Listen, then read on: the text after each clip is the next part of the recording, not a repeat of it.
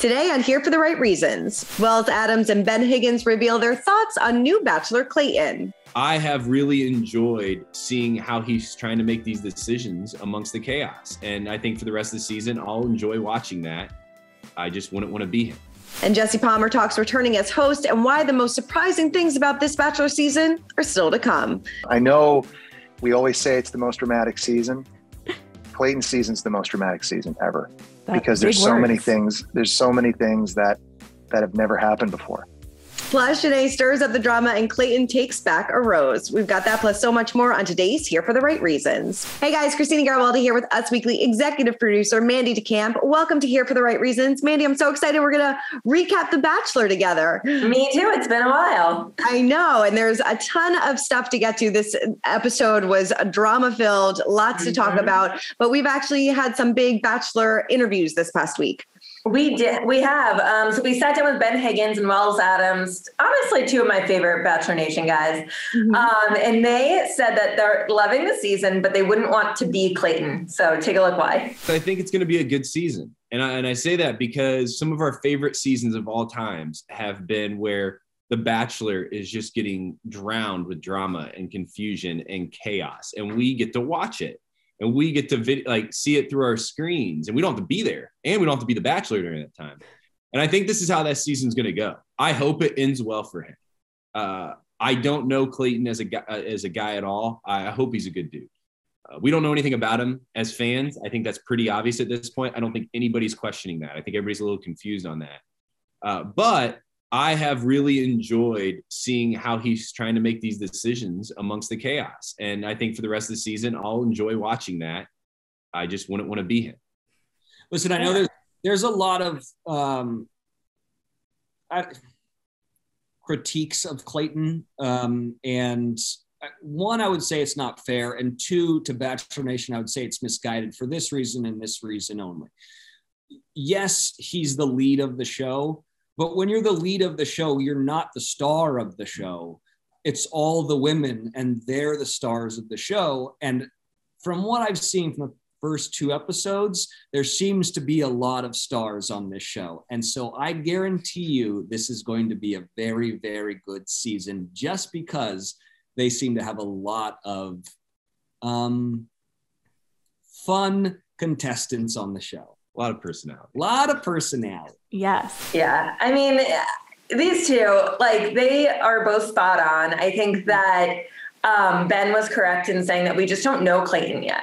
And that's kind of weird at this point. You know, he was not only the lead, but he was on last season. Yes. We know nothing about him because it's all about these girls. Right. Again, Wells made a good point that even though Clayton is the Bachelor, the girls are the stars of the show. Yeah. And like you said, I couldn't tell you one fun fact about Clayton other than he's got a really bad farmer's tan and he played football. Yeah, literally same. I mean, it's crazy, but Wells is right. A lot of these girls are going to make great candidates for Paradise. Totally. Cannot wait. Well, in addition to Ben and Wells, we also sat down with the brand new host, Jesse Palmer, who revealed that you can't always believe what you see in the teasers for the show. Take a look. But the most shocking thing that is going to happen this season, is it something we've been teased in the trailer or is it something we don't even know about yet?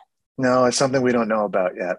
I know. I know a lot. Well, can you tease me anything else about that? I love to hear it. It's like you're going to have to tune in and watch. I know. It's like we have very smart people on the show with respect to what they're putting out and how they're editing everything and putting it together. But there are multiple moments that I think are going to be very, very eye-opening for our viewers at home as the season goes on. I know we always say it's the most dramatic season. Clayton's season's the most dramatic season ever. Because there's so many things that have never happened before. And I think as the host, there were moments where I was kind of sitting there going, whoa, like this didn't happen on my season. I don't know where we're going right now, but yeah. What did surprise you the most about coming back to the franchise in a host role? Yeah, that's a great question. I think number one was the nostalgia coming back. I remember that first night being back at the mansion and seeing the women get out of the limo and Clayton sit and waiting for them. And then at the rose ceremony that night, I just had this tidal wave of emotion come back. It's always funny how you think you remember everything from seminal moments in your life. And there was just so many great feelings that came back, the nervous feelings, excited feelings, having watched that. Two, what I'm learning is as the host, you really do wear a lot of hats. Sometimes you're an advisor role, or you're a soundboard for Clayton. Oftentimes I was a cheerleader for Clayton. You're a therapist at times. And I think it's really, as I've gotten to know him so much better as time goes on, really a guy who I think is so genuine, so sweet, caring, and deserving of this opportunity, but also someone I'm really rooting for. Like, I want Clayton to find his person. I know how important it is for him. We all saw that in Michelle's season when he cries talking about wanting to get married, wanting to have kids. And, he knows he's nervous because he knows that this is such a big opportunity for him. And as the host, the pressure on me is to try to help him get to where he wants to go. I definitely think that we've learned that lesson before, that, the Bachelor producers are very sneaky, and what you see in the teasers doesn't necessarily always play out. But I have to ask you, what do you think about Jesse so far as the host? I mean, he's a little bit Chris Harrison 2.0 for me, which, isn't the worst thing. He's fine. He does his job. I think I watched our interview with him. I think he's extremely sweet, extremely professional. Very polished. But that's all I have to say. Right. I mean, I would like you said, it is Chris Harrison 2.0. I would love for him to give us like some inside behind this, like kind of like how Tayshia and Caitlin are, like they can like relate to what he's going through a little bit more. I feel like we don't get that. I forget that he used to be the Bachelor. Like, it was 2004 so it's like almost 15 years ago at this. What years? More than that? Wait, almost 20. Almost 20 years. So I feel like the show is just so different then. True. But still, it doesn't mean he can't relate a little bit. A little bit, yeah. Very, even like his mannerisms are very much Chris Harrison too. It's just, it's like kind of like the same delivery, but. And he looks like Clayton. Right. It's a lot to process, but he's doing a good job. And he seems like a nice guy. He does. He totally does. All right. Well, let's dive into last night's episode. First up, our Bachelor buzzwords. What kind of summed up last night's episode for you? Girl, bye. I mean, it started off with a bang with Cassidy and him taking the rose back. Mm-hmm. I mean, that girl needed to go weeks ago when she was fangirling over Hillary Duff. Right. I mean, I didn't understand how she made it to the end of that episode, let alone the beginning of this one. It was time for her to go, and it did not disappoint me. I would say one thing that I always think when I'm watching back The Bachelor is like, would you want to be that girl who has to deliver that news to Clayton about a secret that you find out or drama that's going on in the house? No, because that can totally backfire, because it's always like, oh, is she talking about people? She's just here to kind of stir up the drama. Mm-hmm. In this case, it was valid and was justified because she was a terrible person. So I get it. But some of the times, like you, as a Bachelor, I would imagine that like, you're in the back of your head, oh, do I just want this person to leave because I'm intimidated by her or something like that? So that's always a very tricky situation. Yeah, agreed. Yeah. What's your buzzword? Mine was opening up, because, they had these tough conversations, not just in that group date with Caitlin, but, a lot of the girls were having these vulnerable conversations and kind of taking advantage of the time that they had with Clayton. And, we see it with Sarah, we saw it with Rachel, we saw it with Hunter and Serene. So they really kind of opened up a little bit. I love how I'm getting to know some of their names. I feel like, me too. I feel like we're starting to like get to know these girls a little bit more, which I appreciation. So I like it. Yeah, me too. All right. So who are you shipping this week? Which couple go all the way? Mine was, I went with Sarah. I feel like every time they we have a one-on-one, I'm always like, yes, that's it. But yeah, no, I think that he and Sarah had a good connection. They had that, I don't know. We'll talk about more about their naked date later on, but they seem to have a good connection, and she really opened up about what she was going through in her past, and I liked her. Yeah, same for me. I liked her a lot. It was hard to pick another person this week. Right. No one else really stood out in terms of connecting with him. Yeah, I agree with you. All right. Well, this show is all about a good one-liner. So who does your best line of the night go to?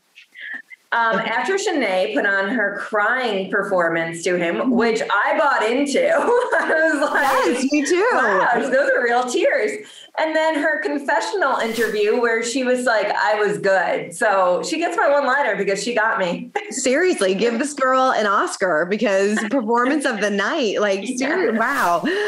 So mine went, I don't know her name because I know that she was sent home in the rose ceremony, but she was talking about Cassidy and it was just a cute thing. She goes like, holy shirts and pants, y'all. And then the Wicked Witch is gone. So I felt like that was very fitting. So I liked that was a good one-liner for me. I like that. All right. Well, this show always has good thirsty moments. So who gets your thirstiest this week? Well, there was a lot of thirsty moments. I mean, we'll talk about the Baywatch date a little bit later, but mine went to the scavenger hunt in the underwear. What was the point? I mean, I get it. Like it makes for like funny TV, but why? Like, why do we have to strip down to our underwear? Why is this show like always about being like getting people naked all the time? I mean, I really intense last night, and we'll get to the Baywatch date too in a while. But first of all, they obviously knew because do you always wear matching bra and underwear? No, and that bra looked like a sports bra. Like she knew what was happening. She knew what was going on. Like mine was like matching boxers. Mine would be like boxers. Right. All mixed matched and just awful. Like, no. Nobody wants to see that. No. And what was it? Like, they just looked like two really in shape people running in sports bras and running shorts. Like, it was just so silly to me. No, totally. Like you said, we're going to get to that Baywatch thing and I have more to say about this, but yes, I don't feel like the naked dates are necessary anymore. I don't get it. There's 0 point to it. Yeah. Right. Yeah. All right, so my thirsty moment, just in general for the Bachelor franchise, I think we need to revamp the rose ceremonies. I feel like they are just thirsty moments. It makes, whether it's the women in this case or men on Bachelorette, I just feel like everyone comes off as so pathetic. Like they're all like sweating and shaking, like, please say my name. I had the Destiny's Child Say My Name stuck in my head all night because I'm like, the one girl kept saying like, say my name, say my name. I just feel like we got to do something different than rose ceremonies. I agree. And then they were like, they take a long time to shoot. Right. Like, I think when it's like the full amount of girls, they take like 12 hours to shoot. Like, it just seems ridiculous. And then like some of the girls were like hysterically crying at the end. I'm like, girl, it's only week 3. Like, we don't need to be hysterically. I'm like, maybe you're crying because you're tired and you're over it. I get it. You're like been heels for 12 hours, but we don't need the full hysterical crying because you don't get another week with Clayton. No, like I would, if I'm drinking wine and then force me to stand in like up on like bleachers or whatever it is. What is it? It's got to be like bleachers or risers or something like that. Yeah, totally. In stilettos. Like I'd be sweating and shaking too and crying. Seriously. I understand the tears. I totally get it. But no, it's just cringy. It really is. All right. Well, speaking of cringy, let's talk about our cringeworthy moments of the night. What did yours go to? So the whole Baywatch date was cringe to me. First, when they all acted like that, I hate it when they act like they know who this like celebrity is who you haven't seen in 30 years. And they're all too young to know too. But they all acted like they knew who Nicole Eggert was from Baywatch, which I'm just like, none of you were even alive when she was on the show, probably. Not that she's like that old. She's gorgeous and looks great, but it just was like, you don't know who she is. Don't pretend. It's so true. And then like we were talking about just doing cartwheels in bikinis or in the one piece in the sand, putting lotion on each other. What else was it? Running on the beach in bathing suits.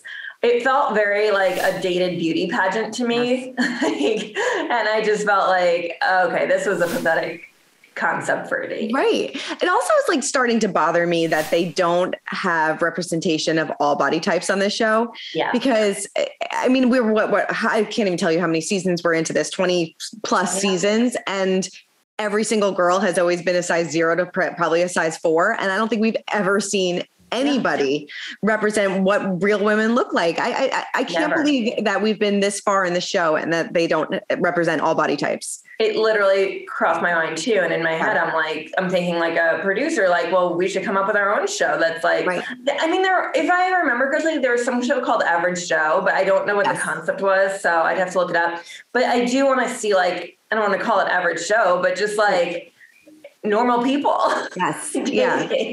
No, I would too, because it's just weird. It's weird. Like you said, it feels like a dated beauty pageant. Like all these girls look alike. They're all the same body types. They're all look like they walked off a runway, and it's just it's not realistic anymore. No, the three blonde girls, Cassidy, Shanae, and then Elizabeth. To me. Mm-hmm. They're all like have this like little bit of a troublemaker side. They all have the same shade of blonde hair. Yes. And I'm like, oh my gosh, we need more diversity. Right. No, we do. We totally do. Yeah. We totally do. I don't know. We'll call the Bachelor producers and see what they have to say about that.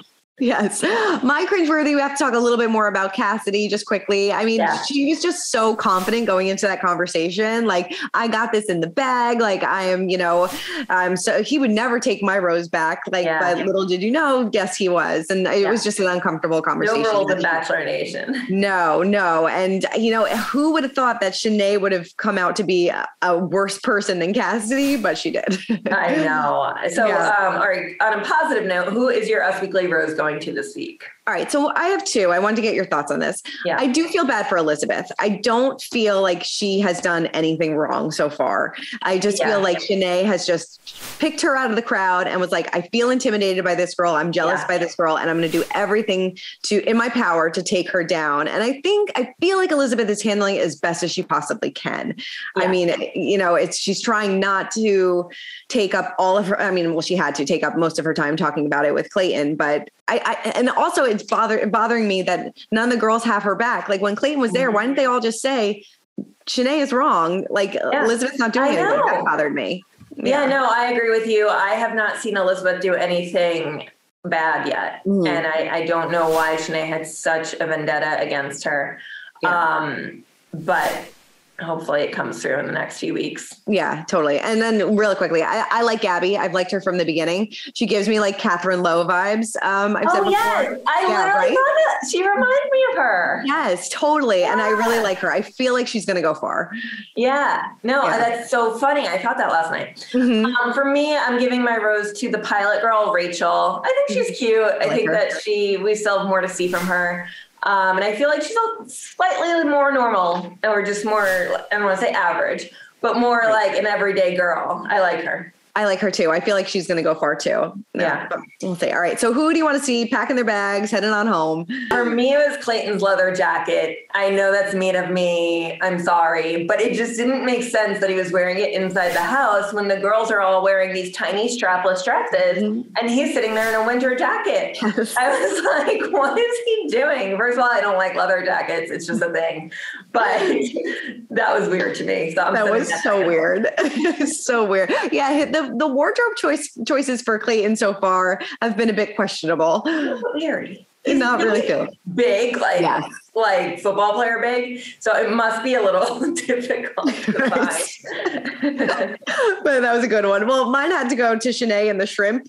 I know the fights over shrimp is just ridiculous. First of all I can think was like, get these girls a Costco membership. Right. Why are they fighting over 3 shrimp? Like, I'd eat 8 shrimp too. They're tiny. I was like, is that a lot? Because that doesn't seem like that much to me. And they have like no sides. I think they had like one avocado to split between the 20 of them. They're like, why don't they have food? These poor girls are starving. That's why they're so angry. Yeah. And then mine also went to Clayton's farmer tan. I brought it up before. It's just, poor guy. That's just not a good look. I'm like, they all get spray tans, don't they? Can they even this out? Seriously. Oh man. Well, Gabby came to the rescue for him, so I guess it all worked out. All right. Well, Mandy, thank you for running down all things Bachelor with me. So much fun. Thank you so much. All right. Well, make sure to check in to Us Weekly's YouTube channel every Tuesday for Here for the Right Reasons. Keep commenting, keep subscribing, and we'll see you guys next week to run down everything about The Bachelor. Bye. Bye.